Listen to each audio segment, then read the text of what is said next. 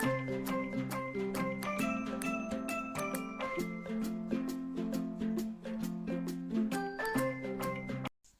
Hello എല്ലാ കൂട്ടുകാർക്കും പുതിയൊരു വീഡിയോയിലോട്ട് സ്വാഗതം. അപ്പോൾ അതാ നമ്മളൊരു കാർഡ് എടുത്തിട്ടുണ്ട് കേട്ടോ. അതാ ഇതേപോലത്തെ ഒരു കാർഡാണ് എടുത്തിരിക്കുന്നത്. കുറച്ച് കട്ടിയുള്ള ഒരു പേപ്പറാണ്. അതിൻ്റെ ഉൾഭാഗത്ത് ഒരു വൈറ്റ് കളർ പീസ് ഒട്ടിച്ച് കൊടുത്തിട്ടുണ്ട്. എന്നിട്ട് ഇതാ ഇതേപോലെ മടക്കി കൊടുക്കുകയാണ് കേട്ടോ. അപ്പോൾ നമുക്ക് സാധാരണ പോലത്തെ പേപ്പർ എടുത്താലും മതി കേട്ടോ. ഞാൻ കുറച്ച് കളർ ഒരു ഡിഫറെൻ്റ് ആവാൻ വേണ്ടിയിട്ടാണ് ഇങ്ങനെ എടുത്ത്. അപ്പോൾ അതാ ഇതേപോലെ മടക്കി കൊടുക്കാം. ഇനി നമ്മളിതാ ഒരു സ്കെയിൽ എടുത്തിട്ട് ഇതിൻ്റെ സെൻറ്റർ ഭാഗം ഒന്ന് മാർക്ക് ചെയ്യാണ് കേട്ടോ. അപ്പം മുകളിലും താഴെയും നമ്മൾ അങ്ങനെ ഒരു സെൻറ്റർ ഭാഗം മാർക്ക് ചെയ്യുന്നുണ്ട്. പിന്നെ ആ സെൻറ്ററിൽ നിന്ന് രണ്ട് സൈഡിലോട്ടും നമ്മളൊരു 4 സെൻറ്റിമീറ്റർ വീതം വരച്ചു കൊടുക്കുകയാണ് കേട്ടോ. ആ ഒരു സെൻറ്റർ പോയിന്റ് മാർക്ക് ചെയ്തില്ലേ, അതിൻ്റെ രണ്ട് സൈഡിലോട്ടും കേട്ടോ. എന്നിട്ട് ആ മുകളിൽ മാർക്ക് ചെയ്ത സെൻറ്റർ പോയിന്റ് ഉണ്ടല്ലോ, അത് ആ ഒരു രണ്ട് എൻഡിലോട്ട് കണക്ട് ചെയ്ത് കൊടുക്കുക. അതായത് ഒരു ട്രയാങ്കിൾ പോലെ വരച്ചു കൊടുക്കുക, അത്രേ ഉള്ളൂ കേട്ടോ. അതിനുശേഷം സ്കെയിൽ യൂസ് ചെയ്തിട്ട് ഇതാ ഒരേ സെൻറ്റിമീറ്റർ വെച്ചിട്ട് ആ ലൈൻമ നമ്മളിങ്ങനെ മാർക്ക് ചെയ്ത് കൊടുക്കുകയാണ് കേട്ടോ. രണ്ട് സൈഡിൽ നമ്മൾ മാർക്ക് ചെയ്ത് കൊടുക്കണേ. അപ്പോൾ അതാ ഇതേപോലെ നമ്മൾ രണ്ട് സൈഡിൽ ഓരോ സെൻറ്റിമീറ്റർ വെച്ചിട്ട് മാർക്ക് ചെയ്ത് കൊടുക്കുകയാണ്. എന്നിട്ടൊരു സൂചി എടുത്തിട്ട് ഈ ഓരോ സെൻറ്റിമീറ്റർ മാർക്ക് ചെയ്ത് നമ്മൾ പോയിൻ്റ് ചെയ്തില്ലേ, അവിടെ നമ്മളിങ്ങനെ കുത്തി കുത്തി ഓട്ടയാക്കി കൊടുക്കുകയാണ് കേട്ടോ. അപ്പോൾ അത് കറക്റ്റായിട്ടൊന്ന് ഓട്ടയാക്കി കൊടുക്കുക. അപ്പോൾ നമ്മുടെ ചാനൽ ആദ്യമായിട്ടാണ് നിങ്ങൾ കാണുന്നതെങ്കിൽ, അല്ലെങ്കിൽ സബ്സ്ക്രൈബ് ചെയ്യാതെയാണ് കാണുന്നതെങ്കിൽ ഒന്ന് സബ്സ്ക്രൈബ് ചെയ്ത് സപ്പോർട്ട് ചെയ്യണേ കൂട്ടുകാരെ. അതുപോലെ തന്നെ നിങ്ങളുടെ അഭിപ്രായങ്ങൾ പറയണം. അതുപോലെ ഷെയർ ചെയ്യാനും ലൈക്ക് ചെയ്യാനും മറക്കരുത് കേട്ടോ. ഇനി താഴെ നമ്മൾ ആ സെൻറ്റർ മാർക്ക് ചെയ്തതിന് ശേഷം നമ്മളിതാ ഒരു 1/2 സെൻറ്റിമീറ്റർ രണ്ട് സൈഡിലോട്ട് മാർക്ക് ചെയ്തിട്ട് ഒരു നീളത്തിലൊരു ലൈൻ വരച്ച് കൊടുക്കുകയാണ് കേട്ടോ. അപ്പോൾ ഇത് കണ്ടപ്പോൾ കുറച്ച് കൂട്ടുകാർക്കൊക്കെ മനസ്സിലായിട്ടുണ്ടാവും എന്താണെന്നല്ലേ. ആ ഒരു ലൈൻ വരച്ചു കൊടുത്തതിന് ശേഷം ബാക്കി നമ്മുടെ ആ പെൻസിൽ കൊണ്ടുള്ളത് മുഴുവൻ അവിടെ നിർത്തുകയാണ് കേട്ടോ. ആ താഴത്തെ ഒരു പോയിൻ്റ് ഉണ്ടല്ലോ, അത് മാത്രം നമ്മൾ അങ്ങനെ നിർത്തുകയാണ്. ബാക്കിയുള്ളത് എല്ലാതും പെൻസിൽ മാർക്കിംഗ് റബ്ബ് ചെയ്ത് കളയുക കേട്ടോ. അപ്പോൾ നിങ്ങൾ കുറച്ച് ലൈറ്റായിട്ട് തന്നെ ചെയ്യാൻ വേണ്ടി ശ്രദ്ധിക്കുക. ഞാനിപ്പോൾ അത് കാണാനും കൂടി വേണ്ടിയിട്ടാണ് കുറച്ച് ഡാർക്കായിട്ട് ചെയ്തത് കേട്ടോ. അപ്പോൾ ആ ഒരു പെൻസിലിൻ്റെ മാർക്കിംഗ് ഫുള്ളായിട്ട് കളയുക നമ്മൾ. അതിനുശേഷം എന്താ ഈ ഒരു നൂലുണ്ടല്ലോ, നമ്മൾ സാധാരണ നമ്മൾ തുന്നണ നൂല്, ആ നൂല് സൂചിമ കോർത്തിട്ട് ഇതാ ഇതേപോലെ നമ്മൾ എടുത്തു. അതായത് ഇതാ നൂലുമ്മ ഇങ്ങനെ കോർത്തെടുത്തിട്ടുണ്ട്. എന്നിട്ട് ഇതാ ഉൾഭാഗത്ത് ഒരു കെട്ടിട്ട് കൊടുക്കുകയാണ് കേട്ടോ. നന്നായിട്ടൊന്ന് കെട്ടിട്ട് കൊടുക്കുക. ഓക്കെ, ആ ഹോള് നമ്മൾ ഇട്ടിട്ടില്ലേ, അതിലൂടെ പുറത്തോട്ട് വരാൻ പാടില്ല. അപ്പോൾ അതിന് വേണ്ടിയിട്ടാണ് നമ്മളിങ്ങനെ ഹോളിട്ട് കൊടുക്കുന്നത്. എന്നിട്ട് ഇതാ ഉള്ളിൽ നിന്ന് പുറത്തോട്ട് ഇതാ ഇങ്ങനെ എടുക്കാം. അതിനുശേഷം നമ്മൾ ഇതിലോട്ട് ഒരു 2-3 ബീഡ്സ് കോർത്ത് കൊടുക്കുകയാണ് കേട്ടോ. നമുക്ക് ഏത് ബീഡ് വേണമെങ്കിൽ കൊടുക്കാം, പക്ഷെ നമ്മളിവിടെ വൈറ്റ് ബീഡാണ് കൊടുക്കുന്നത്. അതിനുശേഷം എന്താ അതിൻ്റെ ഓപ്പോസിറ്റ് നേരെ കാണുന്ന ഹോളില്ലേ, ആ ഹോളിലോട്ട് നമ്മളിതാ ഈ സൂചി ഇങ്ങനെ കുത്തിയിറക്കാം, കണ്ടോ. അതിനുശേഷം അതിൻ്റെ തൊട്ട് മുകളിലുള്ള ഇതിലൂടെ ഇതാ ഇങ്ങോട്ട് പുറത്തോട്ട് എടുക്കാം. വീണ്ടും നമ്മൾ ബീഡ് ഇടുക. അപ്പോൾ ഞാൻ എന്താ ചെയ്തത് വെച്ചാൽ ആദ്യം കുറച്ച് വലുതായതുകൊണ്ട് ഒരു 4 ബീഡ് ഇട്ടു. പിന്നെ അതിനുശേഷം ഒരു 3 ബീഡ് ഇട്ടു. പിന്നെ അങ്ങനെ കുറച്ച് കുറച്ച് കൊണ്ടുവന്നിട്ടാണ് കേട്ടോ ചെയ്തത്.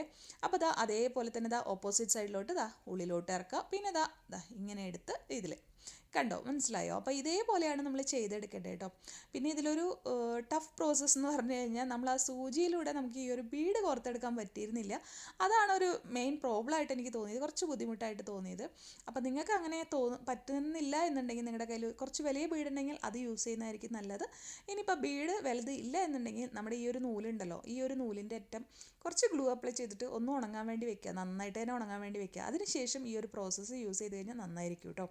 അപ്പോൾ അതാ നമ്മളിങ്ങനെ കുറച്ച് വെച്ചിട്ടുണ്ട്. പിന്നെ എൻ്റെ കയ്യിൽ ഒരു 2 റെഡ് ബീഡ് ഉണ്ടായിരുന്നു, അതുകൂടെ ഞാൻ ഇട്ടിട്ടുണ്ട് കേട്ടോ. ഇനി ലാസ്റ്റ് എൻഡിൽ നമ്മൾ ഒരു ഡോട്ട് മാത്രമായിട്ട് വരില്ലേ, അവിടെ നമ്മളൊരു ബീഡ് കോർത്തതിന് ശേഷം ഇതാ ഇങ്ങനെ ഒന്ന് വലിച്ച് കൊടുക്കുക കേട്ടോ. നല്ല ടൈറ്റായിട്ട് നിൽക്കണം, നമ്മുടെ നൂല് ഒറ്റയ്ക്ക് ആവരുത്, നല്ല കൂടി നിൽക്കുന്ന പോലെ വരണം. നന്നായിട്ടൊന്ന് വലിച്ചു കൊടുത്ത് ഈ ഒരു എൻഡ് ഭാഗം നന്നായിട്ട് വലിച്ചു കൊടുക്കുക. എന്നിട്ട് ഇതാ ആ സൂചീനെ ഒന്നും കൂടെ കുത്തി താഴോട്ട് ഇങ്ങനെ വലിച്ചു കൊടുക്കുക. അതിനുശേഷം വീണ്ടും അതൊന്ന് അറേഞ്ച് ചെയ്യുക. ബീഡ്സൊക്കെ ഒന്ന് ജസ്റ്റ് അറേഞ്ച് ചെയ്ത് കൊടുത്തതിന് ശേഷം നമ്മൾ ഒന്നുകൂടെ അതിനൊന്ന് ടൈറ്റായിട്ട് വലിച്ചു കൊടുക്കുക. അപ്പോൾ ടൈറ്റായിട്ട് നിന്നാൽ മാത്രമാണ് നമ്മുടെ ഫൈനൽ ലുക്ക് ഭംഗി ഉണ്ടാവുള്ളൂ കേട്ടോ. അപ്പോൾ അതാ ഇതേപോലെ നമ്മൾ വലിച്ചു കൊടുത്തിട്ടുണ്ട്.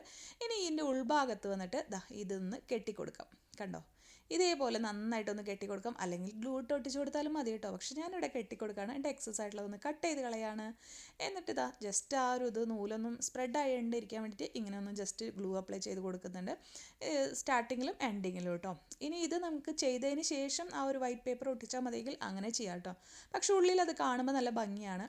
ഇനി നമ്മൾ അവിടെ ഒരു റെക്റ്റാങ്കിൾ പോലത്തെ ഒരു ഷേപ്പ് വരച്ചില്ലേ, സെൻറ്റർ ഭാഗത്ത് നിന്ന് ഹാഫ് എടുത്തിട്ട് ആ ഷേപ്പ് ഇവിടെയും വരച്ചു കൊടുക്കുകയാണ്. എന്നിട്ട് നമ്മൾ എന്താ ചെയ്യുന്നത് വെച്ചാൽ ഒരു ബ്രൗൺ കളർ നൂല് ഇതേപോലെ സൂചിയിലെടുത്തിട്ട് അതിങ്ങനെ തുന്നി കൊടുക്കുന്ന പോലെ കൊടുക്കുകയാണ് കേട്ടോ. അങ്ങോട്ടും ഇങ്ങോട്ടും തുന്നി കൊടുക്കുകയാണ് നമ്മൾ ചെയ്യുന്നത്. ഒരിത്തിരി ഗ്യാപ്പ് ഇട്ടിട്ട് അങ്ങോട്ടും കുത്തി ഇങ്ങോട്ടും കുത്തി ചെയ്ത് കൊടുക്കുകയാണ് കേട്ടോ ചെയ്യുന്നത്. നേരത്തെ ചെയ്ത പോലെയല്ല, നമ്മൾ ജസ്റ്റ് ഇങ്ങനെ വലിച്ച് സാധാരണ തുന്നുന്ന പോലെ ഇങ്ങനെ തുന്നി കൊടുക്കുകയാണ് കേട്ടോ. അപ്പോൾ നമ്മുടെ നല്ല ബ്രൗൺ കളറൊക്കെ ആണെങ്കിൽ അതൊരു സ്റ്റെം പോലെ ഇങ്ങനെ നിൽക്കും. സ്റ്റെമ്മിൻ്റെ കളർ ബ്രൗൺ നൂലുണ്ടല്ലോ, അതുണ്ടെങ്കിൽ കുറച്ചുകൂടെ നല്ലതാണ് കേട്ടോ. പക്ഷെ നമ്മുടെ കയ്യിൽ ഇപ്പോൾ അങ്ങനത്തെ ഒരു ബ്രൗൺ കളർ നൂല് കുറച്ച് ലൈറ്റായിട്ടാണുള്ളത്, അപ്പോൾ ഞാനിപ്പോൾ അതാണ് യൂസ് ചെയ്തത് കേട്ടോ. എന്നാലും കുഴപ്പമൊന്നുമില്ല, നല്ല ഭംഗിയുണ്ട്. പിന്നെ നമ്മുടെ പേപ്പർ ബ്രൗൺ ആയതുകൊണ്ട് തന്നെ കുറച്ച് ഡാർക്കാണെങ്കിൽ കുറച്ചുകൂടെ എടുത്ത് കാണിച്ചു തരാം അല്ലേ. അപ്പോൾ ഇത് ലാസ്റ്റ് വരെ നമ്മൾ ചെയ്തു കേട്ടോ. നമ്മുടെ ആ ഗ്രീനിൻ്റെ ലാസ്റ്റ് വരെ ചെയ്തു. എന്നിട്ട് അതും ഇതേപോലെ കെട്ടി ഉറപ്പിച്ച് കൊടുക്കുകയാണ് കേട്ടോ. ഉറപ്പിച്ച് കൊടുത്തതിന് ശേഷം അവിടെ ഒന്ന് ജസ്റ്റ് ഗ്ലൂ അപ്ലൈ ചെയ്ത് കൊടുക്കുകയാണേ. അപ്പോൾ ഇതേപോലെ ആയിട്ടുണ്ട്. ഞാൻ ഇതിലൊരു ജസ്റ്റ് ഒരു ബ്രൗൺ കളറൊന്ന് അപ്ലൈ ചെയ്ത് കൊടുക്കുകയാണ് കേട്ടോ. അതൊരു എടുത്ത് കാണിക്കുന്നില്ല, അതുകൊണ്ടാണ്. അപ്പോൾ നമ്മുടെ കയ്യിൽ ഡാർക്കായിട്ടുള്ള നൂലുണ്ടെങ്കിൽ നമുക്കത് ചെയ്താൽ മതി, അതല്ലെങ്കിൽ ജസ്റ്റ് പെയിൻറ്റ് ചെയ്ത് കൊടുത്താലും മതി കേട്ടോ.